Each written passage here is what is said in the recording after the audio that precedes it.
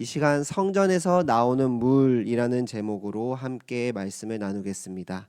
이 시간 같이 말씀을 나눌 때 깨닫는 지혜와 성령의 충만한 은혜가 이곳 가운데 임하기를 주님의 이름으로 축복합니다. 오늘 우리가 읽은 이 에스겔서는 포로기 때 기록된 책입니다. 나라가 멸망한 이후 하나님께서는 이스라엘 백성들에게 하나님의 뜻을 선포하기 위해 보여주시기 위해 바벨론에 있는 이 에스겔을 사용하십니다. 에스겔은 부시의 아들로 제사장 가문의 출신이었습니다.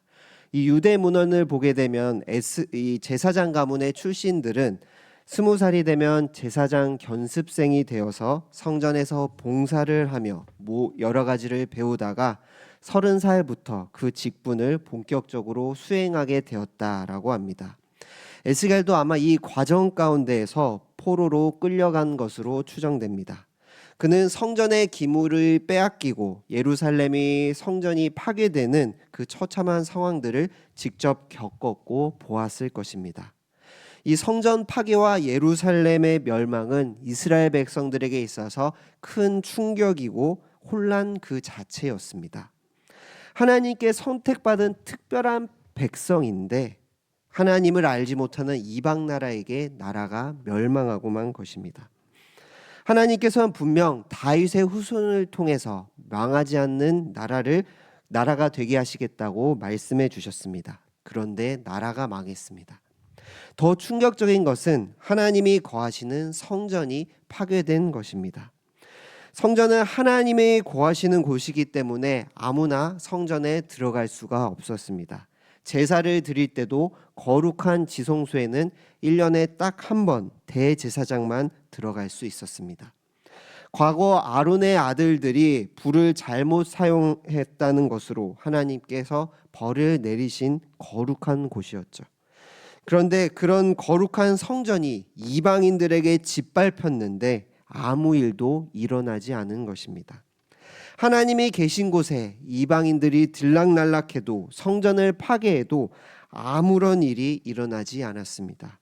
이것은 이스라엘 백성들에게 있어서 가장 큰 충격이었고 제사장으로 섬기고 있던 에스겔 또한 마찬가지였을 것입니다. 그런 에스겔에게 포로로 끌려간 지 5년 만에 하나님께서 바벨론의 그발 강가에서 환상을 보여주시고 그를 선지자로 부르셨습니다. 그리고 몇 번의 환상을 더 보여주시는데 성전에 대한 환상을 그에게 보여주십니다. 에스겔서를 보게 되면 4장부터 32장까지 예루살렘과 열방에 대한 하나님의 심판을 기록하고 있습니다. 그 심판의 이유는 바로 그들의 죄 때문입니다. 8장을 보면 에스겔 선지자가 환상 가운데 여호와의 권능이 임하여 예루살렘 성전의 4곳을 둘러보게 됩니다. 그곳을 둘러보는데 어떤 일이 있었는가? 온갖 우상들이 가득했습니다. 하나님의 영이 첫 번째로 에스겔을 데리고 간 곳에는 질투의 우상이 있었다라고 기록되어 있습니다. 그곳에서 너가 이스라엘 족속이 행하는 일을 보고 있느냐? 그들이 여기에서 크게 가증한 일을 행하여 나로 내 성소를 멀게 하였다라고 말씀합니다. 그리고 나서 너에게 다시 다른 큰 가증한 일을 보게 해주겠다라고 말씀하시며 다른 곳으로 데려가십니다. 두 번째로 데려간 곳을 가게 되니까 짐승들과 벌레들, 이스라엘이 섬기는 우상들이 벽에 그려져 있었고 70 장로들이 숭배를 하고 있었습니다. 주의 영은 또다시 너가 더 큰 가증한 일을 보게 될 것이다 라고 말씀하시며 다른 곳으로 데려가십니다. 그곳에서는 단무스를 위해 여인들이 울고 있었다라고 말합니다. 또다시 내가 더 큰 가증한 일을 보게 될 것이라 말씀하시며 성전 안뜰에 들어가니 많은 사람들이 지성소가 있는 서쪽이 아닌 동쪽에 있는 태양을 보며 예배하는 모습을 보여주십니다. 주의 영이 점점 더 큰 가증한 일들을 보여주시며 하나님과 멀어지고 있는 이스라엘 백성들의 죄를 보여주신 것입니다. 그 결과 10장에서 어떤 일이 일어나는가? 여호와의 영광이 성전 문지방에 이르고 그것이 성전의 동문으로 이동하는 것을 묘사합니다. 하나님의 영광이 성전을 떠나가는 것을 묘사하고 있는 것입니다. 하나님을 예배하고 오직 하나님만이 거하셔야 할 그 처소에 우상들이 가득함을 통해 그들의 영적 상태가 어떠했는지, 왜 예루살렘이 무너지고 성전이 파괴되었는지를 보여주신 것입니다. 참 처참한 상태입니다. 하나님을 믿는다 고백하지만 하나님의 성전에 다른 것들을 드리고 그곳 가운데 죄가 만연합니다. 그러나 하나님께서는 그들을 그렇게 내버려 두시지 않으십니다. 에스겔에게 나타나셔서 하나님의 일을 말씀하시며 하나님의 살아계심을 보여주시기 시작합니다. 성도님들, 우리의 삶 가운데도 하나님의 살아계심을 경험하시길 소망합니다. 하나님이 아닌 다른 것들을 쫓는 우리의 마음이 있다면, 그 모습들이 있다면 이 이스라엘 백성들의 가증한 인들을 생각하며 돌이킬 수 있는 은혜가 우리에게 있기를 소망합니다. 우리가 진실되게 하나님을 바라보지 못함을 회개하며 엎드리며 나아갈 때 하나님께서는 그 일들을 하나님께서 친히 행해 주실 것입니다. 20년이 지난 뒤 하나님께서는 에스겔에게 회복에 대하여 말씀해 주십니다. 그리고 그 오늘 말씀이 바로 이 성전 회복에 대한 말씀입니다. 성전 회복의 환상이 40장부터 48장까지 이어지는데요. 40장부터 보게 되면 성전이 어떠한 모양인지를 에스겔에게 보여주시고 있습니다. 그리고 43장에 성전의 동쪽으로 떠났던 그 하나님의 영광이 다시 성전 동문으로 들어와 성전 안에 가득 충만해지는 것을 보여주십니다. 이는 성전이란 무엇인가를 우리에게 생각하게 합니다. 아무리 화려한 건물, 아무리 멋진 교회당, 예배당이 있다 할지라도 그곳이 하나님의 영광이, 하나님의 임재가 없다면 성전이 아닌 것입니다. 하나님이 계신 곳이 성전인 줄 믿습니다. 그래서 우리는 날마다 하나님이 우리 안에 거하시기를 소망해야 하는 것입니다. 하나님의 영광이 이 성전에 임하자 오늘 말씀에 기이한 일이 일어납니다. 1절 말씀을 우리 다 같이 읽어보도록 하겠습니다. 시작. 그가 나를 데리고 성전 문에 이르시니 성전의 앞면이 동쪽을 향하였는데 그 문지방 밑에서 물이 나와 동쪽으로 흐르다가 성전 오른쪽 제단 남쪽으로 흘러내리더라. 아멘. 현재 예루살렘의 성전은 무너져 있는 상태입니다. 환상을 통해 앞으로 회복될 성전을 에스겔에게 영적으로 보여주십니다. 그런데 그 성전을 보니 어떤 일이 일어납니까? 성전 문지방에서 물이 흘러나와서 그것이 동쪽으로 흘러 제단 남쪽으로 흐르고 있다라고 말씀합니다. 그리고 그 물은 계속 읽다 보면 점점점 많아지는 것을 보여줍니다. 3절부터 보게 되면 그 성전에서 나온 물이 발목까지 차올랐고 그것을 천척을 다시 측량해 보니 무릎까지의 높이였습니다. 또다시 재어보니 허리까지, 그리고 또다시 재어보니 건너지 못하고 헤엄쳐야만 건널 수 있는 깊이가 있는 강이었다라고 말씀합니다. 이 모습은 마치 8장에서 나누었던 말씀을 떠올리게 합니다. 8장에서 에스겔이 성전에서 이끌려 가면 갈수록 점점 더 가증한 일, 더 큰 가증한 일들을 보게 되었는데 이번에는 성전에서 흘러나온 물이 점점 발목까지, 무릎까지, 허리까지, 그리고 건널 수 없는 강까지 깊어지고 많아진 것입니다. 이는 하나님의 성전이 회복되고 그 성전으로부터 나오는 생수가 성전에만 거하는 것이 아니라 점점 흘러 세상을 회복시키는 것을 보여줍니다. 이것을 통해 하나님께서는 내가 이 성전을 회복시킬 것이다, 내가 나의 백성들을 회복시킬 것이다 라는 말씀을 하고 계신 것입니다. 에스겔 36장을 보게 되면 하나님께서 이렇게 말씀하십니다. 너희들이 나를 멀리하고 우상을 가까이한 그 죄로 말미암아 너희의 나라가 멸망하고 나의 이름이 더럽혀졌다 라고 말씀합니다. 그리고 하나님께서는 더럽혀진 하나님의 이름을 친히 스스로 회복시킬 것을 말씀하십니다. 이어서 그 다음 에스겔 36장 25절에서 이렇게 말씀하는데요. 제가 읽도록 하겠습니다. 맑은 물을 너희에게 뿌려서 너희로 정결하게 하되 곧 너희 모든 더러운 것에서와 모든 우상 숭배에서 너희를 정결하게 할 것이며. 아멘. 하나님께서 맑은 물을 뿌려서 죄 많은 하나님의 백성들을 정결케 하시겠다고 말씀합니다. 이 맑은 물은 단수가 아니라 복수로서 물들입니다. 그리고 47장에서의 물과 똑같은 단어로 사용되어 있습니다. 이스라엘 백성들은 우상 숭배를 하며 자신의 탐욕을 따르며 자신의 만족과 이익을 위해 살아갈 때 하나님을 멀리하는 죄를 지었습니다. 그리고 그것이 죄인지도 모르고 하나님과 함께 섬겨 나아갔습니다. 그렇게 선지자들을 통해 회개하라라고 외쳐도 그들은 듣지 않았습니다. 하나님의 백성으로서의 자격이 완전히 없죠. 하나님께서는 그들을 버려도 그들에게는 할 말이 없습니다. 그런데 하나님께서는 하나님 당신의 이름을 위하여 하나님의 백성들을 정결케 하시고 친히 회복시키겠다라고 말씀하고 계시는 것입니다. 성도님들, 우리의 삶에도 이러한 회복이 일어나기를 소망합니다. 우리의 삶 가운데 우리의 죄로 인해 점점 하나님께 나아가지 못하고 하나님을 찾는 일이 부끄러워지고 어색한 것이 있을 수 있습니다. 그 가운데 하나님이 다시 임재하심으로 우리의 영적 상태가 회복되기를 소망합니다. 날마다 죄 가운데 연약한 육신이지만 그럼에도 우리가 하나님의 자녀로 이 땅 가운데 살아갈 수 있는 것은 하나님께서 우리를 붙들고 계시기 때문인 줄 믿습니다. 우리의 삶의 자리에 우상들이 떠나가고 오직 하나님만을 예배할 수 있기를 소망합니다. 그리고 이것이 우리의 노력과 의지로서 되는 것이 아니라 하나님께서 하나님의 이름을 위하여 친히 우리를 회복시키시는 놀라운 은혜임을 믿으시기를 소망합니다. 이 성경에서 나오는 이 물은 단순히 강을 이루는 것으로 그치지 않았습니다.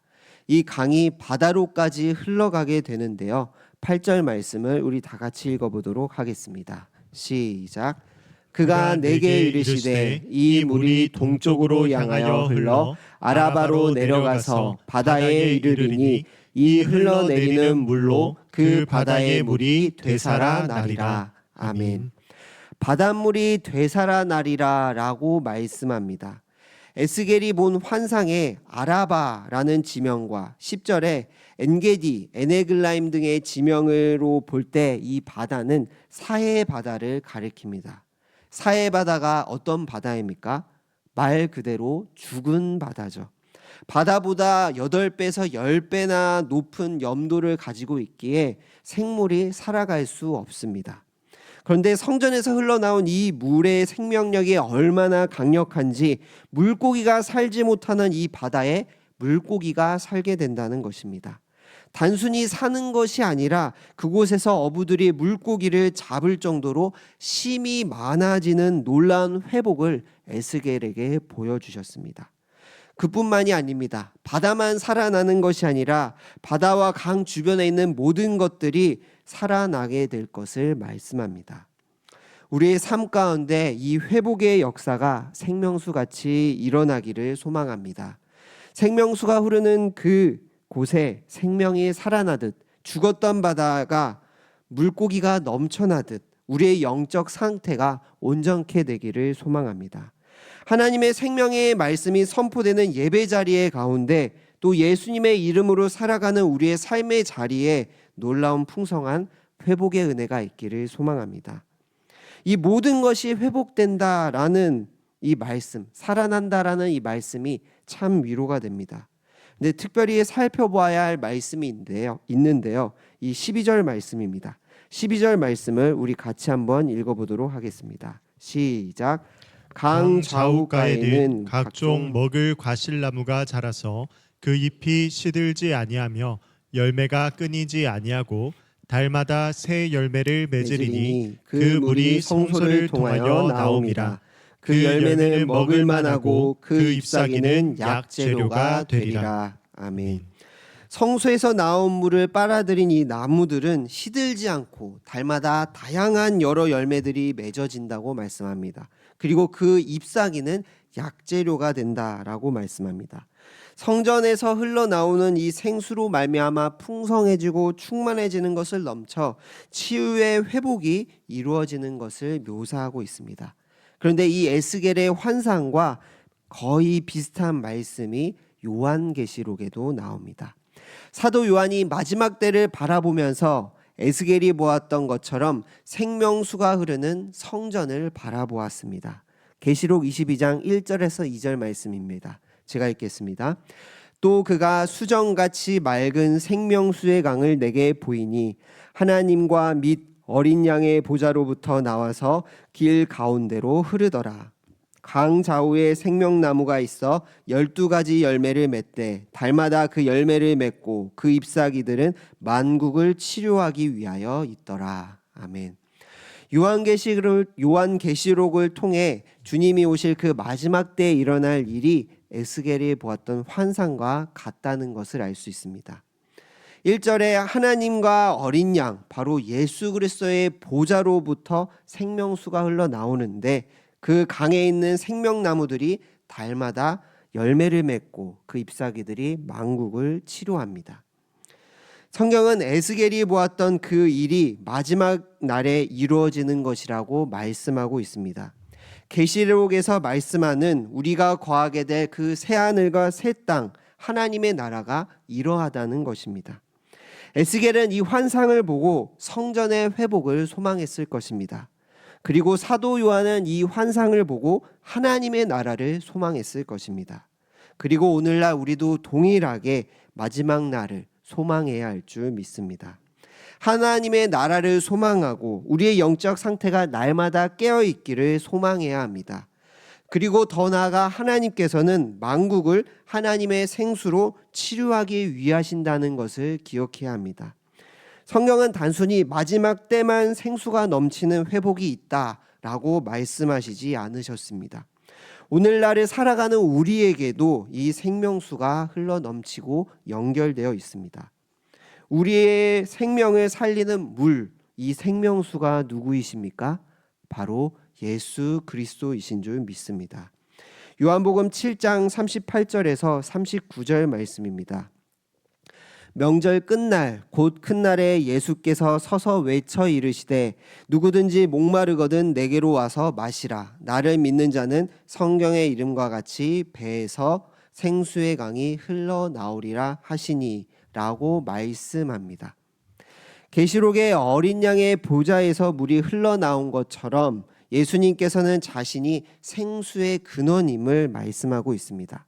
그런데 놀라운 것은 예수님을 믿는 사람에게도 그 배에서 생수의 강이 흘러나올 것이다 라고 말씀합니다. 그리고 우리가 읽지 않았지만 생수의 강은 39절에 성령을 가리킨다 라고 말씀하고 있습니다. 예수 그리스도로 참된 구원자로 믿는 자들에게는 성령이 임하고 그 성령이 임한 자들을 통해 생명이 살아나는 역사가 일어나게 되는 것입니다. 빌립을 통해 사마리아 사람들에게 생명이신 예수님이 흘러갔고 바울을 통해서 이방인들에게 생명이신 예수님이 흘러갔습니다. 그리고 오늘날 우리를 통해서 생명이신 예수님이 흘러가야 할 줄 믿습니다. 그것이 만국을 치료하시는 하나님의 계획인 것입니다. 그렇기에 우리 안에는 늘 생명수 되시는 주님으로 충만해야 합니다. 그리고 그 충만은 바로 예배의 회복으로부터 시작됨을 알 수 있습니다. 요한복음 4장 14절 말씀을 우리 다 같이 한번 읽어보도록 하겠습니다. 시작. 내가 주는 물을 마시는 자는 영원히 목마르지 아니하리니 내가 주는 물은 그 속에서 영생하도록 솟아나는 샘물이 되리라. 아멘. 예수님께서 주시는 물, 그 물을 마시는 자는 영원히 목마르지 않는다라고 말씀합니다. 이 요한복음 4장 말씀은 예수님께서 우물가에서 수가성 여인에게 하신 말씀입니다. 그 여인에게 너에게 물을 달라는 자가 누구인지 알았더라면 생수를 구하였을 것이다 라고 말씀하시며 물에 대해서 이야기하다가 수가성 여인이 자신의 인생의 목마름 같은 질문을 합니다. 그것은 바로 예배였습니다. 어디서 예배를 드려야 합니까? 라는 그 여인의 질문에 이 산도 아니요 하나님은 영이시니 영과 진리로 예배할지니라 라고 말씀하십니다. 생수의 신 예수님께서는 수가성 여인의 인생의 목마름의 문제를 풀어주셨습니다. 예수님이 주시는 물은 우리의 인생의 목마름을 해결해 주실 줄 믿습니다. 예수님이 주시는 물은 우리로 하여금 참된 예배자로 서게 만든다는 사실을 믿으시길 소망합니다. 그래서 우리가 주님 앞에 예배드릴 때 주님이 주시는 그 생수로 말미암아 회복을 일어나게 되는 것입니다. 그리고 그 물은 우리에게 차고 흘러 넘쳐서 우리의 이웃들에게 회복해 되는 놀라운 은혜가 전해질 줄 믿습니다. 한 가지 예화를 하며 말씀을 정리하겠습니다. 몇 년 전에 소천하신 이 이어령 박사는 자신은 평생 우물을 파는 사람이라고 말했습니다. 그가 간증한 책을 보면 자신에게는 늘 목마름이 있었고 그것을 채우기 위해 힘써 살아갔다라고 고백합니다. 명예를 달라고 글을 썼더니 명예가 생겼고 돈을 벌려고 애쓰니 돈이 생겼더랍니다. 또 병 때문에 병원에 다니니 병이 나았습니다. 그러나 오늘날 한순간 그 어떤 무엇을 해도 채워지지 않는 목마름으로 인해 고독했다라고 합니다. 그것은 바로 진리에 대한 갈증이었고 하나님에 대한 목마름이었습니다. 수없이 많은 우물들을 팠지만 영원히 목마르지 않을 생명수 예수님을 만나게 되므로 그 어떤 것을 체험해도 채워지지 않던 목마름을 채울 수 있었다고 합니다. 우리의 인생에도 성전에서 흘러나온 이 생수가 우리의 인생에 충만해지고 우리의 목마름이 회복되어지는 역사로 이어지기를 소망합니다. 우리의 삶의 목마름의 문제가 주님으로 인해 해결되기를 소망합니다. 우리 대구동성교회가 성령으로 충만하여서 주변을 살리고 주변을 회복해 되는 은혜가 임하기를 소망합니다. 그리고 참된 생명수 되시는 이 예수 그리스도로 말미암아 우리의 인생 가운데서도 회복의 역사가 또 생명에 흘러넘치는 은혜가 있기를 소망합니다. 그러기 위해서는 예배의 자리를 힘쓰고 하나님의 말씀을 가까이 해야 할 줄 믿습니다. 날마다 하나님의 거하심을 소망하며 생명수 되시는 이 예수 그리스도를 붙잡음으로 거룩한 하나님의 자녀로서 회복되는 우리의 삶이 점점점 은혜가 넘치는 대구동성의 모든 성도님들 되시길 주님의 이름으로 축복합니다. 기도드리겠습니다.